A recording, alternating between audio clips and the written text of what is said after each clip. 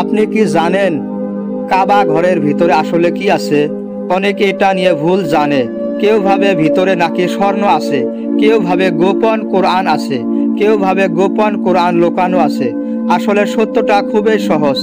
ইসলাম এই ব্যাপারে স্পষ্ট ব্যাখ্যা দিয়েছে। ইতিহাসেও ভিতরের বর্ণনা পরিষ্কার আছে। আমরা আজ খুব সহজ ভাষায় সব জানবো। বিজ্ঞান, ইসলাম আর ইতিহাস তিনটায় মিলিয়ে জানবো। চলো শুরু করি কাবার ভিতরের সত্যটা।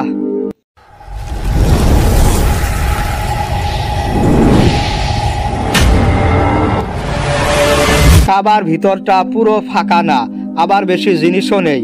ভিতরে আছে তিনটা বড় বড় স্তম্ভ, দেওয়ালগুলো সুন্দর মার্বেল দিয়ে ঢেকে রাখা, মেঝেটা মার্বেল। এক পাশে ছোট্ট একটা টেবিল থাকে, এখানে সুগন্ধি আর পরিষ্কারের জিনিস রাখা হয়। একটা সিঁড়ি আছে যেটা দিয়ে ছাদে ওঠা যায়। ভিতরে কোনো লেখা বা দোয়া ঝোলানো নেই, কোনো সোনা গোপন বক্স বা ইতিহাসের দলিল নেই। কাবার ভিতরে নামাজ পড়া যায়, কিন্তু সবাইকে প্রবেশের অনুমতি দেওয়া হয় না। বিশেষ অতিথি, আলেম আর কিছু কর্মকর্তাই ঢুকতে পারে। বছরে একবার কাবা পরিষ্কার করার সময় দরজা খোলা হয়। যারা ভিতরে যায় তারা 2 রাকাত নফল পড়ে। ভিতরের দেওয়ালে হাত রেখে দোয়া করা ঠিক না, নবীজি এটা করেননি, তাই এটা সুন্নাহ নয়। ভিতরে সবাই খুব শান্তভাবে ইবাদত করে। ভিতরের পরিবেশ খুব শান্ত, ঠান্ডা ও আলো ঝলমলে। এখানে ঢোকা খুবই বড় সৌভাগ্য। কাবা নিয়ে মানুষের মধ্যে অনেক ভুল ধারণা আছে। কেউ ভাবে ভিতরে নাকি রহস্যের ঘর আছে, কেউ বলে সোনার বক্স লুকানো, কেউ বলে খুব পুরনো দলিল রাখা আছে। এসবে মানুষের বানানো কথা। ইসলামে এসবের কোনো প্রমাণ নেই, ইতিহাসেও কোনোদিন এমন কিছু পাওয়া যায়নি। কাবা রহস্যের জন্য নয়, ইবাদতের জন্য। এখানে রহস্য না, বরং শান্তি থাকে। আল্লাহ কাবাকে রহস্য না, ঐক্যের প্রতীক বানিয়েছেন। বিজ্ঞানীরা কাবার জায়গা নিয়ে কিছু মজার তথ্য বলেছেন। পৃথিবীর চৌম্বক রেখার সাথে এর অবস্থান খুব ভারসাম্যপূর্ণ। অনেকে একে পৃথিবীর কেন্দ্রীয় ভারসাম্য পয়েন্ট বলেন। মুসলিমরা সব দেশ থেকে এক দিকেই নামাজ পড়ে। এতে মানুষের মনে ঐক্য তৈরি হয়। একই দিক মুখ করে নামাজ পড়লে ফোকাস বাড়ে, শরীরে এক ধরনের মানসিক প্রশান্তি আসে, তাই নামাজে মনোযোগও বাড়ে। বৈজ্ঞানিক দিক থেকেও কাবার দিক রাখা বিশেষ। ইসলাম ও বিজ্ঞান এখানে মিল পায়। কাবা মুসলিমদের ঐক্যের কেন্দ্র। সারা পৃথিবী একদিকে মুখ করে নামাজ পড়ে।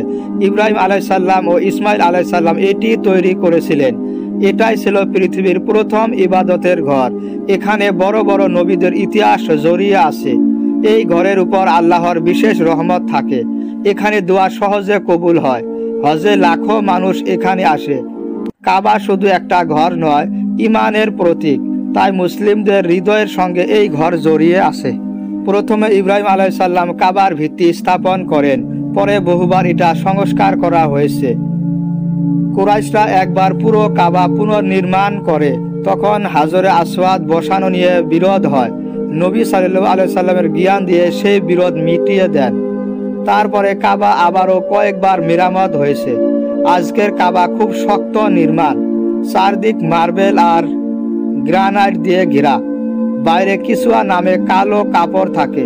প্রতি বছরে নতুন কিসুয়া পরানো হয়। কাবার ভিতরে আসলে কোনো গোপন রহস্য নেই, নেই কোনো সোনা বক্স বা পুরনো দলিল। ভিতরে শুধু স্তম্ভ, মার্বেল আর সিঁড়ি আছে। আল্লাহ কাবাকে রহস্য নয়, ইমানের প্রতীক করেছেন। মুসলিমরা এখানে ঐক্য পায়, এখানে মন শান্ত হয়, দোয়া কবুল হয়। বিজ্ঞানও বলে এই দিক ফোকাস বাড়ায়। ইতিহাসও বলে এটা পৃথিবীর প্রথম ইবাদতের ঘর। তাই কাবার ভিতরের সৌন্দর্য তার সরলতায়। আল্লাহ যাকে চান তাকে ভিতরে ঢোকান, এটাই বড় রহমত। আপনি যদি চান ইসলামের সত্য কথা সারা বিশ্বে ছড়িয়ে যাক, তাহলে চ্যানেলটি সাবস্ক্রাইব করে সাথেই থাকুন।